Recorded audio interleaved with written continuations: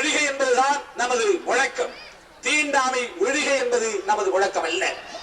தீண்டாமை பிரச்சனை என்பது சாதி பிரச்சனையில் இருந்து வருகிறது. சாதி ஒழிப்பு பிரச்சனையில் இருந்து தீண்டாமை ஒழிப்பு பிரச்சனையை பார்க்க வேண்டும் என்று புரட்சியாளர் அம்பேத்கர் அவர்கள் சொல்லியிருக்கிறார்கள். அதைத்தான் இன்றைக்கு நாம் படிப்படியாக அணுகிக் கொண்டு வருகிறோம், செயல்பட்டு வருகிறோம். அதை நாம் இன்னும் தெளிவாக வாய்ப்பு கிடைக்கும் போது அருமை சகோதரர் இன்குலாப் அவர்களுக்கு நான் தனிமையில் சொல்ல விரும்புகிறேன்.